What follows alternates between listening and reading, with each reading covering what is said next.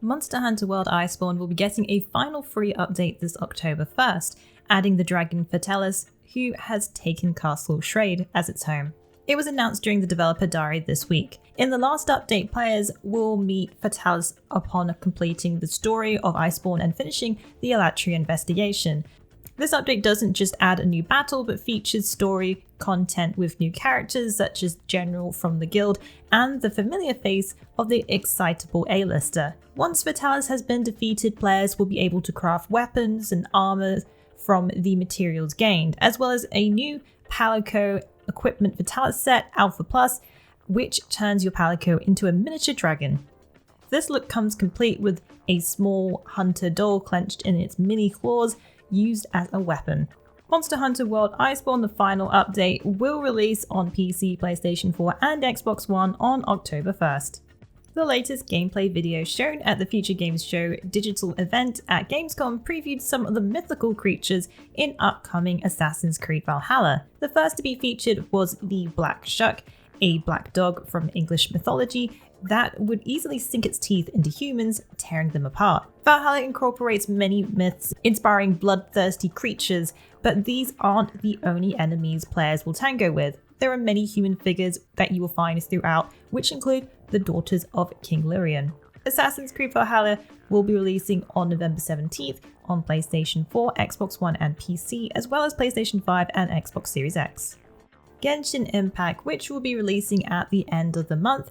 The game provides a lot of freedom when it comes to platforms. However, the developer MiHoYo has confirmed that PlayStation 4 will not be transferable between platforms. So you will need to apply for a separate account for PlayStation 4, which means you won't be able to log in using that same account with other platforms. However, you will still be able to play co-op with friends on other platforms by sending them an invite, so there is crossplay between all platforms. This news isn't too surprising with Sony's previous stance when it comes to cross-progression.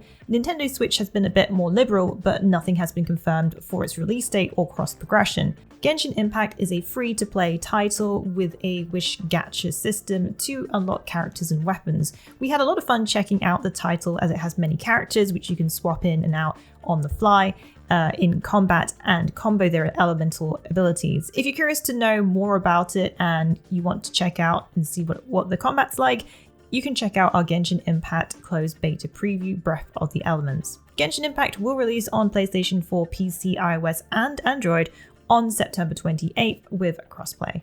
The online lineup for the Tokyo Game Show 2020 is hotting up as some big contenders will be taking part of the live streams. Among the list are Square Enix and Koei Tecmo, who have already confirmed that they're taking part. Others who are now part of the show are Konami, Capcom, Sega and Atlus, Xbox, Cygames, Bandai Namco, who will be showing more of Scarlet Nexus, D3 publisher Level 5, Spike Chunsoft, who will be showing Cyberpunk 2077, and Lightning Games. Spike Chunsoft will be focusing on upcoming Cyberpunk 2077, which should cover most of the recent released info provided for the West, but this time in Japanese.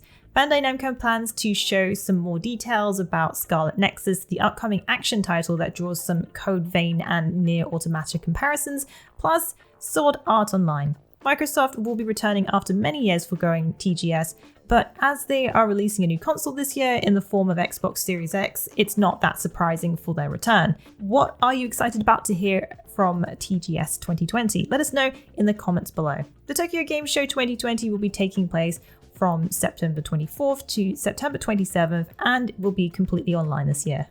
In the recent 2020 corporate report, Sony shared their vision for PlayStation. This includes upcoming releases for PlayStation 5. Within the report, Sony also expressed interest in bringing more of their games to PC. Sony has their own first-party titles.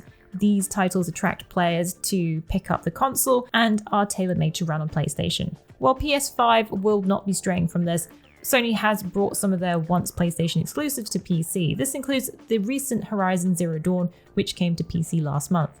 In Sony's report, they shared, "We will explore expanding our first-party titles to the PC platform in order to promote further growth in our profitability. This means we could be seeing more PlayStation exclusives coming to PC. But the reason behind the ports are actually supposed to work in Sony's favor. PlayStation Worldwide Studios boss Herman Hulst shared the decision to port Horizon to PC was to show people maybe what they're missing out on, to expose more players to PlayStation. Are you excited to hear more about PlayStation titles that will be coming to PC? Let us know in the comments below. CD Projekt Red this week had a new trailer shown during the latest NVIDIA presentation, which announced the next generation of graphics cards, RTX 30 series. The latest trailer highlights the enhanced graphical features for the upcoming Cyberpunk 2077 being played on an NVIDIA GeForce RTX 30 series. This slick new trailer shows the in-game footage captured using the graphics card, showing some awesome details including reflections, diffused illuminations, shadows, and enhanced DLSS.